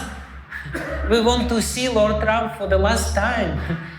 Don't drive so fast. And Lord Ram said to Sumantra, drive fast. Drive fast. There is no use to prolong agony. What is the use of prolonging agony? But then some old brahmanas who were not really be able to walk properly, they were kind of limping and they were handicapped. They couldn't come in time to see Lord Ram. So they started calling Lord Ram, Ram, Ram, Ram, Ram, Ram. You stay longer, you stay longer. Ram, Ram, Ram. And then Lord Ram, seeing the plight of these brahmanas who were limping along the streets but couldn't be in time, he said to Sumantra, you stop. You stop the chariot and you drive slowly, and I will go by walk. Let these brahmanas see me. So this is how he is. At this last moment, he's thinking about them. But then, while driving by the palace of Dasharatha, then, all of a sudden, they already drove away, already on the outskirts of Ayodhya. And the King Dasharatha, Maharaja Dasharatha, he was still in his palace, because when Lord Ram left, he fainted. And then Dasharatha, when he came back to senses, he started running along the street to see Lord Ram for the last time. He was running and running and running, and he saw Lord Ram.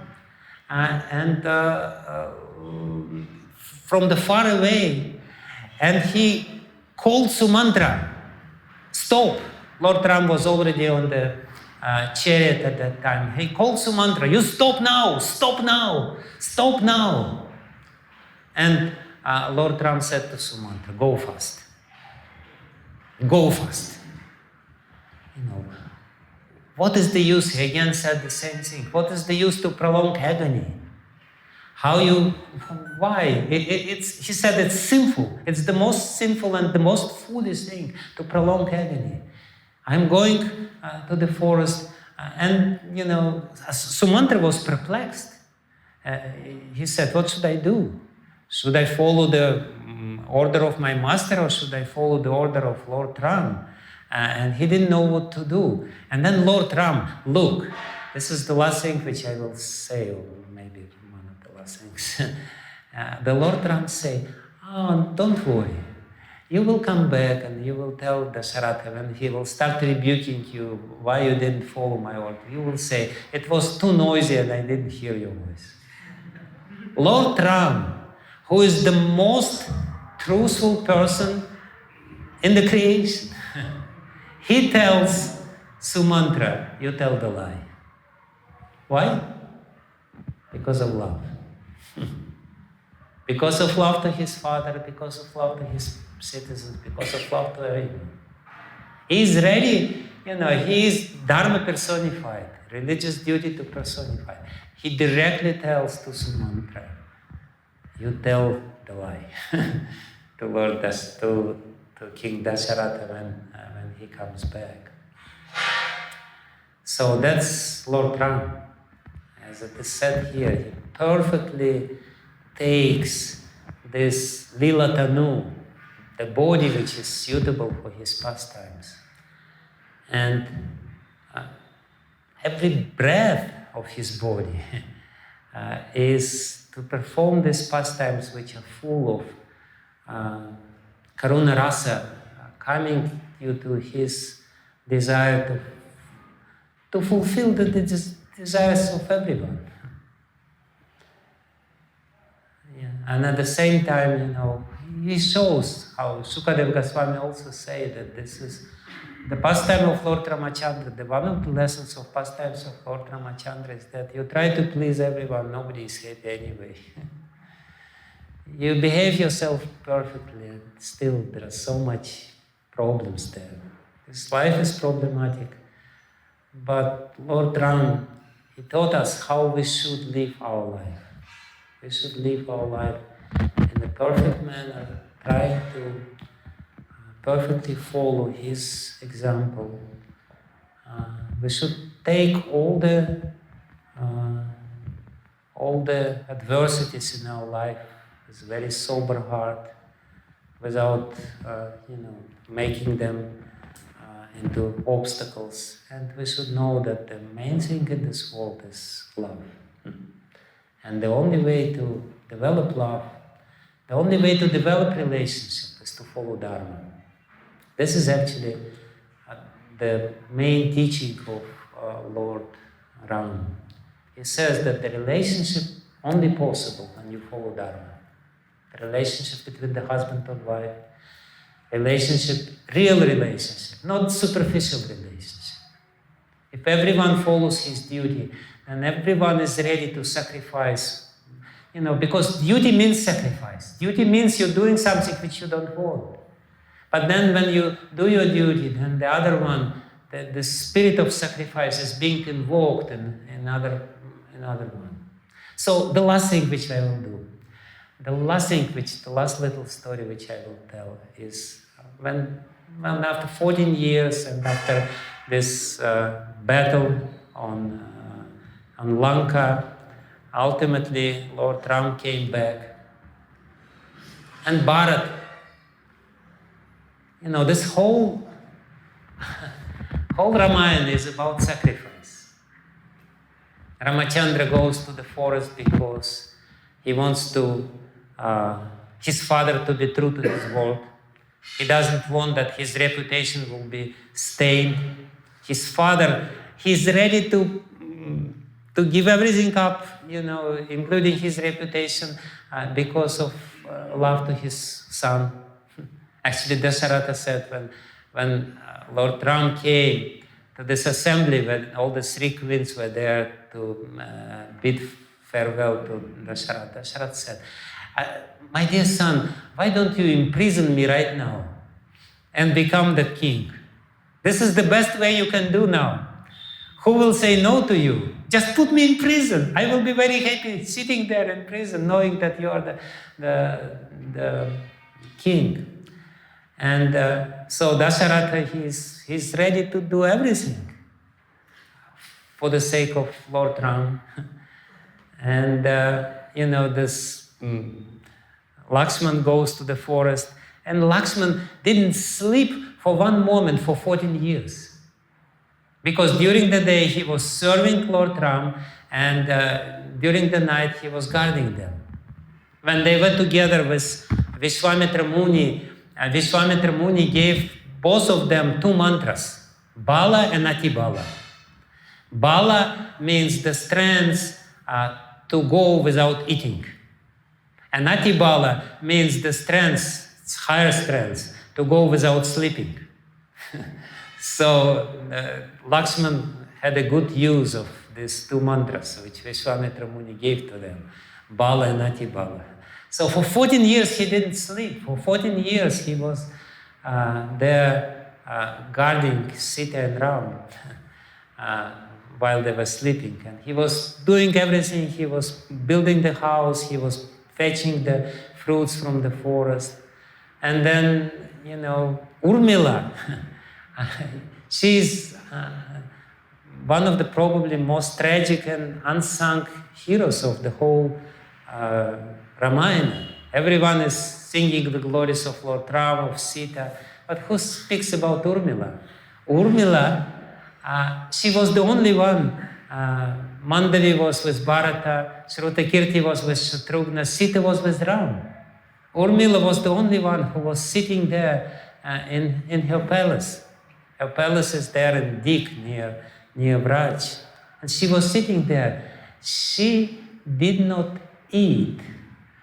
And she didn't sleep for 14 years also. She was meditating on her husband, on Lord Lakshmana. And she wouldn't do anything else. For 14 years she was sitting there, waiting for her husband. And Bharata comes, and Bharata, he rejects the kingdom, and he goes to this Nandigram, and he sleeps in the Nandigram. He sleeps in the land, in the earth. And he didn't eat anything.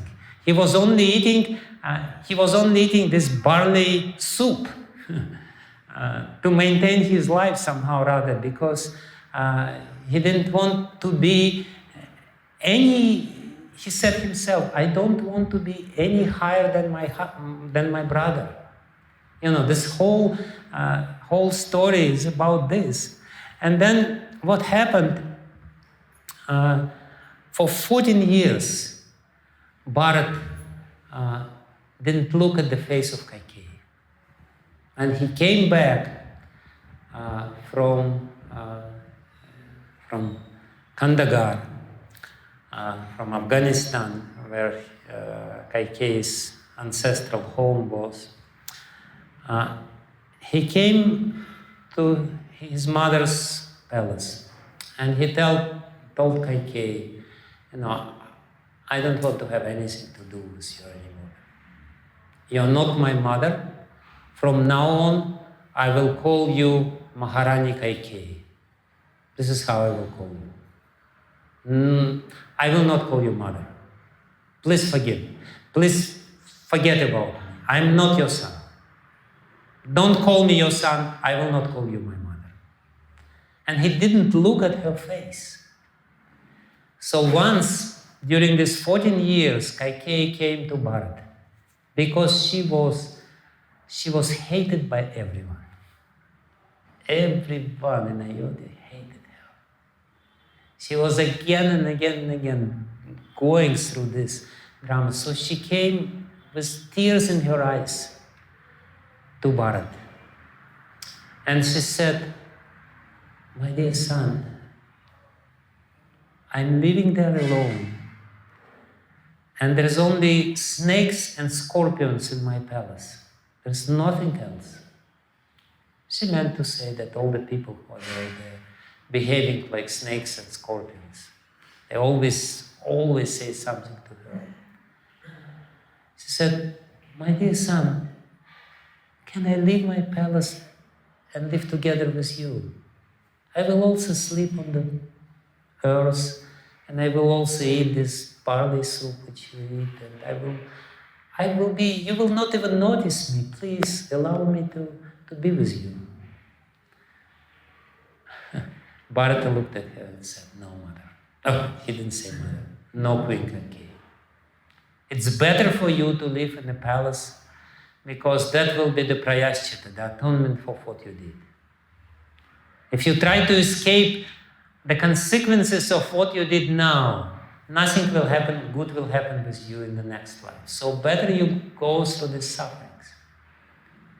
So, but the first thing which Lord Ramacandra said when he came, when everyone greeted him, and Bharat came, and Bharat brought the sandals of Lord Ramacandra, and he bowed down to Lord Ramacandra. Lord Ramacandra embraced him.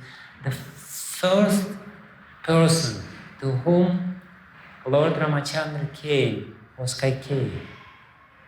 He didn't go to his mother. He didn't go to anyone else. He went straight to Kaikeyi. And when he came to the door of Kaikeyi's palace, he looked around and he didn't see Bharat. Because Bharat didn't want to see Kaikeyi. He said, I don't want to see your face. He said, where is Bharat? Bharat greeted me, he was always with me. What happened with Bharat? Somebody said, oh no, he went away, he doesn't want to see Kaikeyi.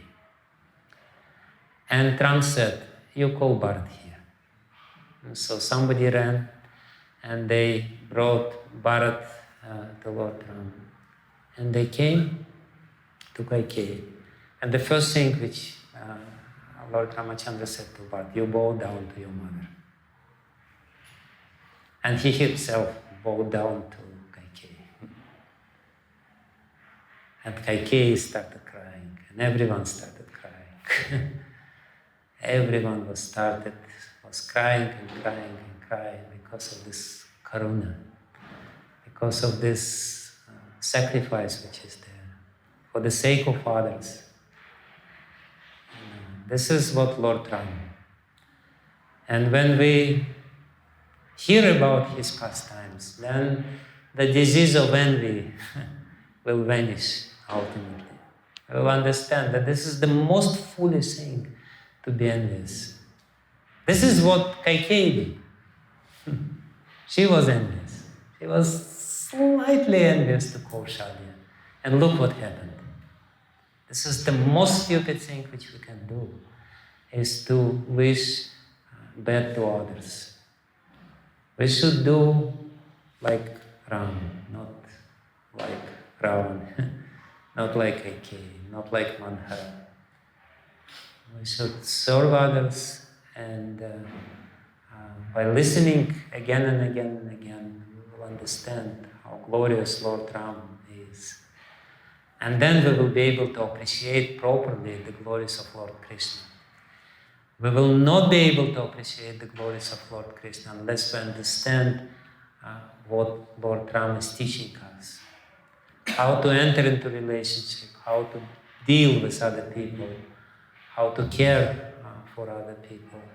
Then only we will be able to understand quite bewildering features of Lord Krishna's pastimes, which Sukadeva Goswami is about to describe to Maharaja Parikshit. And therefore, this verse is so important.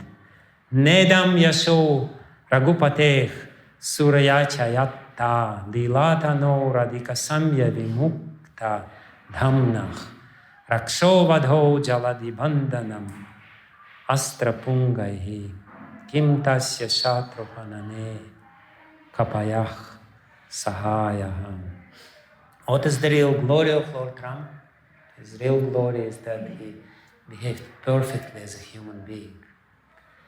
His real strength, his real dhamna. Dhamna means glory, dhamna means power, dhamna means influence, dhamna means glow, effulgence. His real effulgence is that, his real glory is that he is ready to sacrifice everything for the sake of others, for the sake of his devotees. And his devotees are ready to sacrifice everything for him. That's love. That's love. And the Lord comes here and performs his līlas of love in a suitable body, sadrisham deham, as Sukadeva Goswami will say in the 10th canto. Okay, so that's my long class. I'm really sorry for this. Yes. It was most relishing what I could do. And but one question regarding actually the Prabhupada or any of the Gaudiya Vaishnava acharyas, they have not so much spoken or commented on Ramayana. Though it is also such wonderful lessons are there and so much relation. So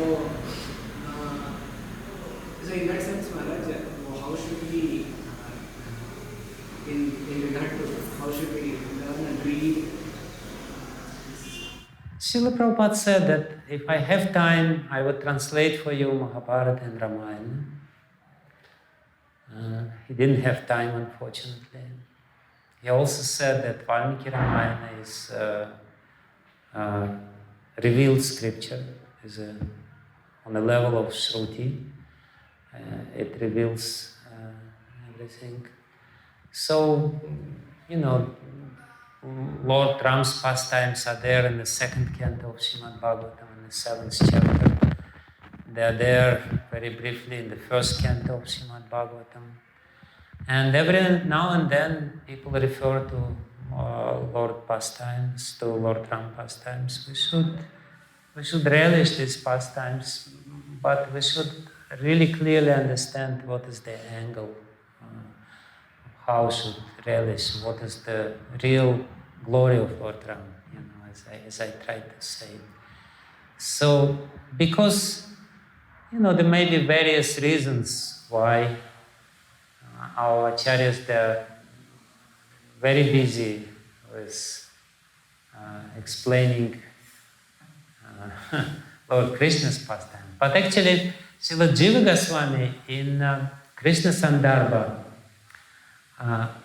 while explaining certain elements of Krishna's Leela, very intricate elements of Krishna's Leela, he also uses this. He basically explains this story about Agni and Agni Pariksha and illusory Sita, Maya Sita, to explain certain elements of Krishna's pastimes with Gopi. So our acharyas, they very much know the intricacies, and of course,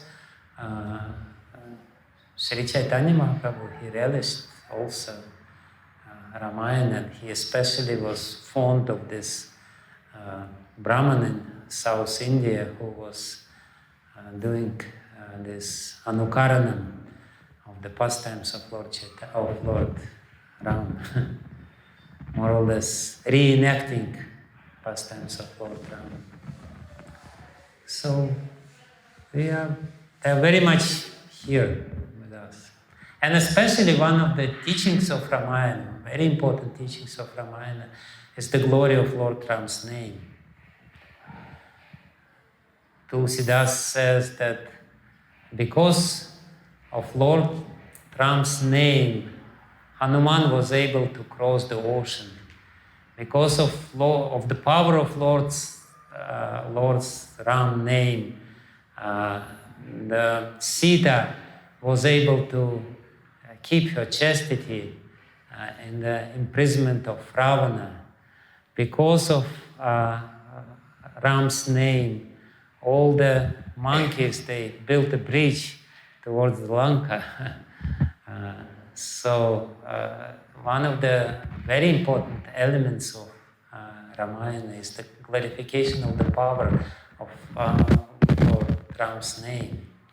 In Uttara Ramayana, there is the story about King Viramani who defeated Shatrughna himself, who snatched the sacrificial horse and defeated Shatrughna and all his associates because he was protected by Lord Shiva.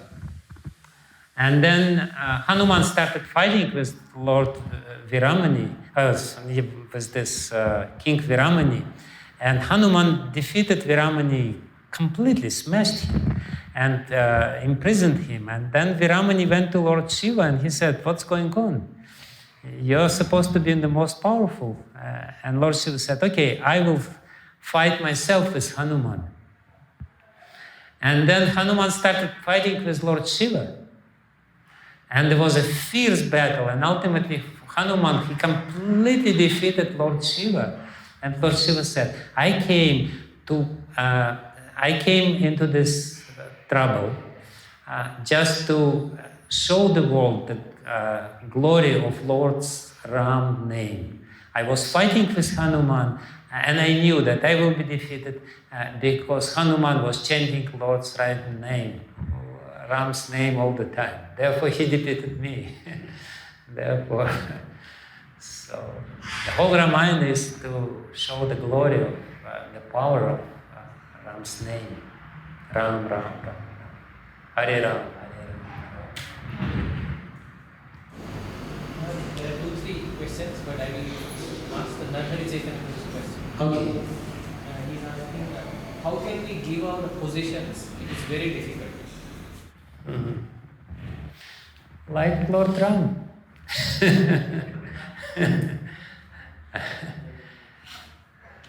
You know, he was about to be crowned. He didn't even look. He said to Kaikeyi, Lord Ram said to Kaikeyi, my dear mother, why did you go through the channel of my father? You could have tell me this. I would do it immediately without any hesitation. Why should you do this whole complicated arrangement? Just come to me and say, you go to the forest, I will go. So that, you know, if we know that this is ultimately our relationship with God, not with this position. If we understand that our real relationship is with God, with His holy name, then all these positions will be just opportunities to serve, not opportunities to show how great I am, you know, look at me. So it's just a question of strengthening the relationship with God in the form of the holy name. The more strong it is, the easier for us it will be. Although there will be some pain, I know myself, there will be some pain. But, you know, the remedy to this is to strengthen the relationship with the Lord. Okay, thank you very much. Srila Prabhupada ki jai, Sri Ramacandra Bhagavan ki jai, Sri Sitaram Ramsman Hanuman ki jai.